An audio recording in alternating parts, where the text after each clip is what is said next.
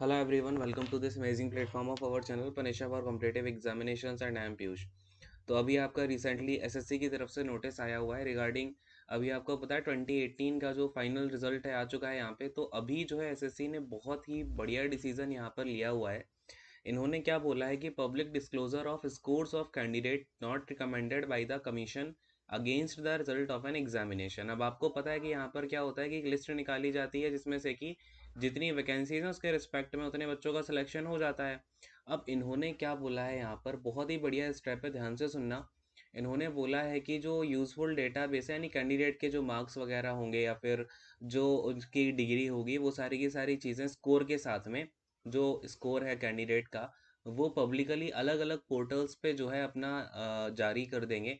जिससे कि जो अदर एम्प्लॉयर्स हैं यानी कि जो आपके जो अदर जैसे प्राइवेट कंपनीज वगैरह हैं, जैसे आपका टीसीएस हो गया, एसेंचर हो गया, ये जो कंपनीज हैं इनको ये इन्फॉर्मेशन दे देंगे इन कैंडिडेट्स की। किन कैंडिडेट की? Who appeared in the final stage of the examination but not recommended. यानी कि जो लोग अपियर हुए थे फाइनल, यानी कि आपका टियर 3 बोल लो अब इनका फाइनल, या फिर आपका जो टाइपिंग टेस्ट था, ठीक है, कुछ बच्चे यहाँ पे टाइपिंग टेस्ट में जिनका हुआ होगा इधर उधर, तो जो फाइनल तक पहुंचे हैं उनके मार्क्स के साथ में उनका रोल नंबर के अकॉर्डिंगली अरेंज करके उनकी खुद की वेबसाइट पे जो है लिंक, जो में फर्दर भी link with the dedicated website to be developed by the government, ठीक है। और एक डेडिकेटेडली इन सभी कैंडिडेट के लिए गवर्नमेंट की तरफ से एक वेबसाइट बनाई जाएगी जहां पर इनके रोल नंबर और ये सारी की सारी चीज़ें आपकी डाली जाएंगी। क्या क्या डाली जाएंगी? नेम ऑफ कैंडिडेट होगा उसमें, फादर या फिर हस्बैंड का नाम, डेट ऑफ बर्थ होगी, कैटेगरी होगी, जेंडर होगा, एजुकेशनल क्वालिफिकेशंस होगी, जो आपके टोटल मार्क्स आए हैं गिवन एग्जामिनेशन में यानी कि सीजीएल में आपके जितने मार्क्स बन रहे होंगे, है ना। और रैंकिंग, जिससे कि जो आपकी रैंक वगैरह जितनी बनेगी, अब जितने सेलेक्ट हो गए उतने तो अलग निकल गई वो लिस्ट, अब इस लिस्ट में भी आपकी जो है रैंकिंग बनाई जाएगी आपके मार्क्स के अकॉर्डिंग, ठीक है। फिर आपका कंप्लीट एड्रेस दिया जाएगा, उसके अलावा आपका ईमेल आईडी दी जाएगी जिससे कि जो अदर आपका एम्प्लॉयर होगा वो आपसे कांटेक्ट कर पाएगा, ठीक है। अब देखो, अब कैंडिडेट ने दूसरी बात क्या डिसाइड की है कि कैंडिडेट के कमीशन ने जो है यहाँ पर क्या डिसाइड किया है कि कैंडिडेट के पास में एक ऑप्शन होगा at the time of filling up his or her application form.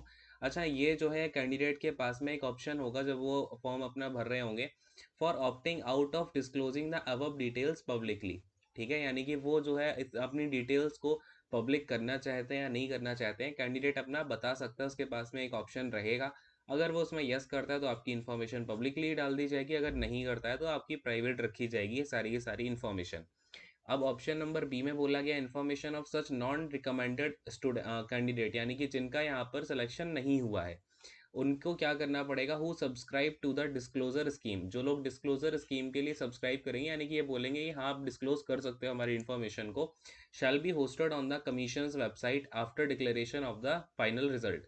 यानी कि आपका फाइनल रिजल्ट आने के बाद में उनकी जो मार्क्स वगैरह हैं वो पूरी, वो जो मैंने आपको इन्फॉर्मेशन बताई है 10 पॉइंट के साथ में, वो पूरी आपकी कमीशन की वेबसाइट पर डिस्क्लोज कर दिया जाएगा, ठीक है। ये सब आई होप कि क्लियर हो गया होगा। फिर अगली बात देखते हैं, तो disclosed information shall be valid for 1 year. तो जो डिस्क्लोज्ड इन्फॉर्मेशन है वो 1 साल के लिए, कितने टाइम के लिए वैलिड रहेगी? 1 ईयर के लिए आपकी वैलिड रहेगी, क्लियर है। उसके बाद में हो सकता है कि वो अगले जो कैंडिडेट आएंगे अगले एग्जामिनेशन के थ्रू उनकी इन्फॉर्मेशन को उसमें उस लिस्ट में रैंकिंग वाइज अरेंज करें, ठीक है।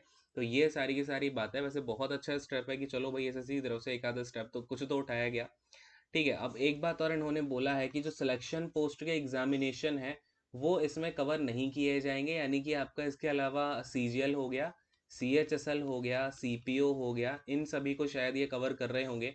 यहाँ पे आपका वैसे एमटीएस भी होता है तो शायद ये इन सभी एग्जामिनेशंस को यहाँ पर कवर कर रहे होंगे।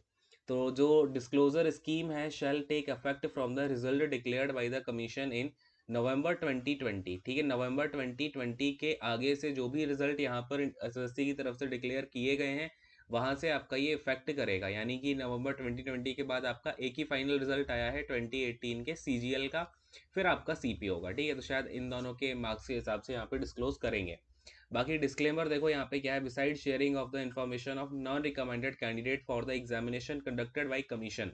तो इसके अलावा जो है कमीशन के पास में एक रिस्पॉन्सिबिलिटी एज्यूम कर सकता है या फिर लायबिलिटी फॉर द मेथड या मैनर, जो भी आपकी इन्फॉर्मेशन है उसकी लायबिलिटी एसएससी के ऊपर होगी तो जो भी कैंडिडेट यहाँ पर अपीयर होने वाले हैं उसका यूटिलाइज कर रहे होंगे जो आपके पब्लिक ऑर्गेनाइजेशन पीएसयूज या फिर प्राइवेट कंपनीज हैं। तो बेसिक सी बात यही है मोटा मोटा जो कि हमने ऊपर देखी थी कि एसएससी अपनी लाइबिलिटी पे ये सारे कैंडिडेट के जो मार्क्स हैं वो इन सभी के साथ में शेयर कर रहा होगा जिससे कि ये लोग यूटिलाइज कर पाए। क्लियर है? तो ये सारी की सारी इन्फॉर्मेशन है, समझ गए होंगे सभी लोग। कोई डाउट आता है नीचे कमेंट करके पूछ लेना, ठीक है? तो फिर यहीं पर एंड करते हैं सेशन को। Thank you so much, God bless you all, take care and bye bye. और एसएससी के लिए थोड़ी सी ताली बजनी चाहिए इस चीज़ के लिए। खैर ताली अब, बट बहुत लेट स्टेप लिया है इन्होंने। चलिए खैर जो भी है सब ठीक ही है अब।